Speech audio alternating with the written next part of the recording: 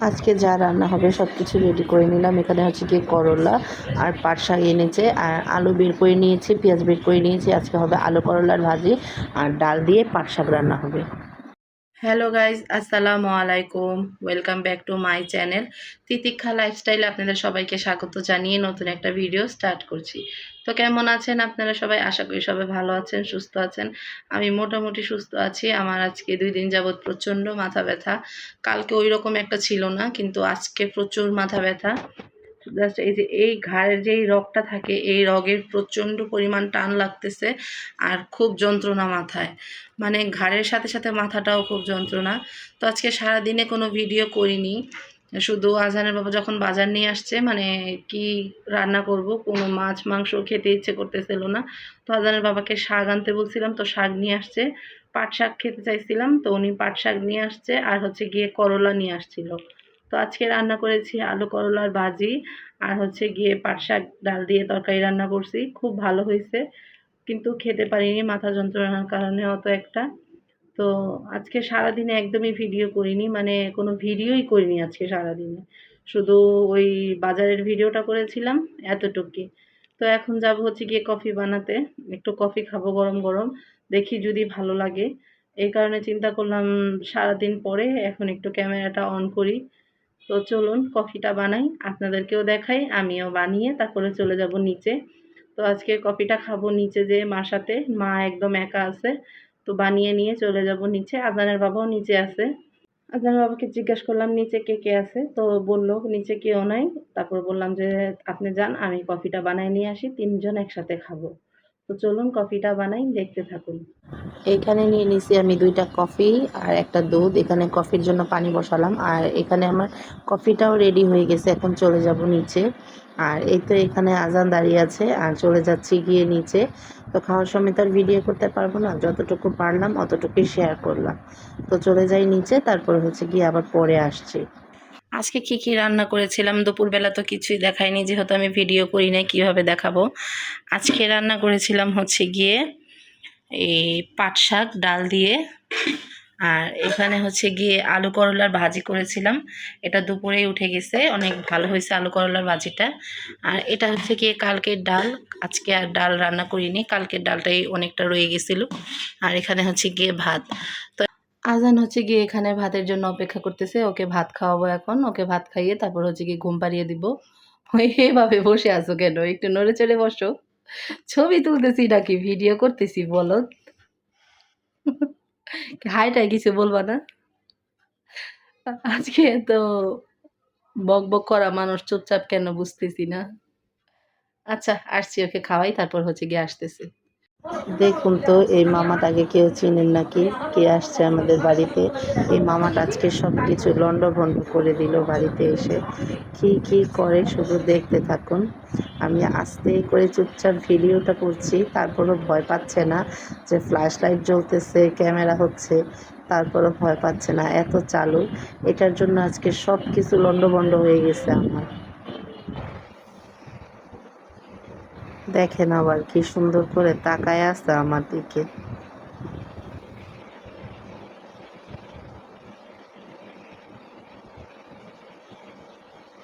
দেখা যাক আর কি কি করে। ও বাবা, টেবিলে উঠে গেছে। আজকে সব শেষ করে দিতেছে এই ইঁদুরটা আমার। সে কি অবস্থা, মানে এই টেবিলে উঠতেছে, এই এখানে উঠতেছে, মানে কি বলবো। এই তো পাতিলে ওঠার চেষ্টা করতেছে, হয়তো হয়তো পাতিলটা বেশি দূর হয়ে গেছে দেখে উঠতে পারতেছে না। এই তো তাকায় আছে কি সুন্দর আবার আমার দিকে। পাতিলগুলার উপরে উঠতে চাইতেছে, বুঝছো?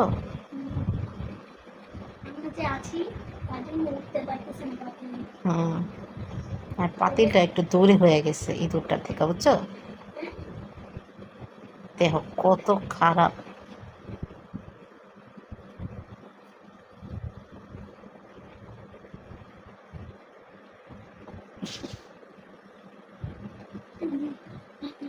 চুপ থাকো, চুপ থাকো, চুপ থাকো।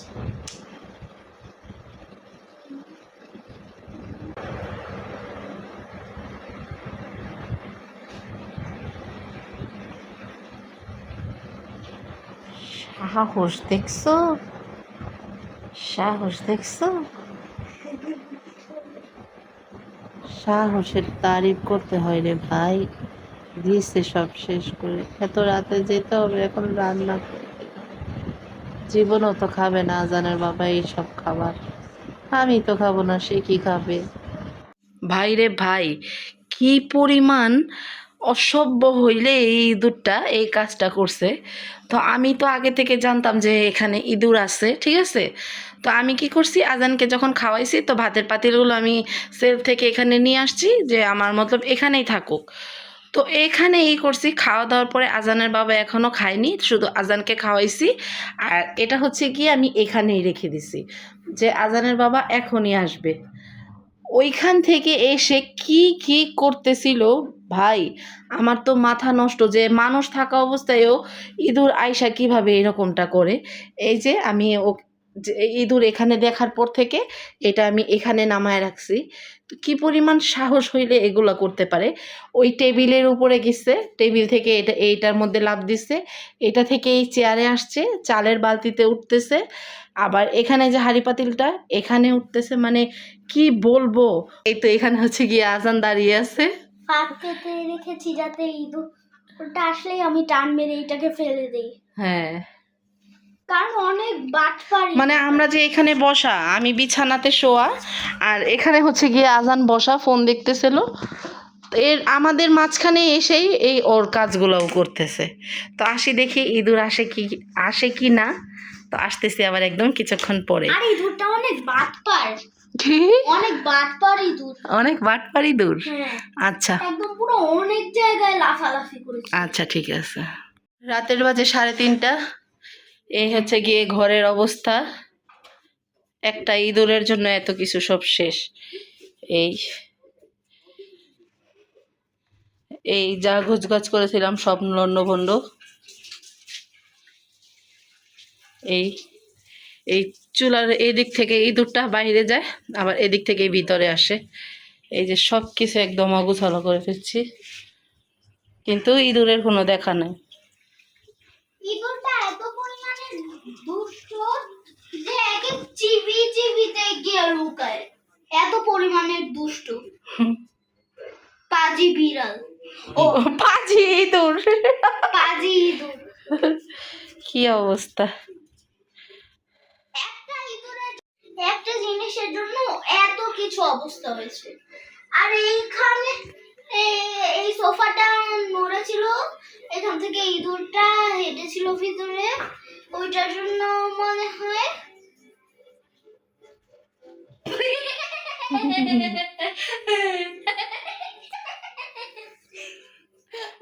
মানে ওইটার জন্য একে টিভি দেখে লুকাচ্ছে।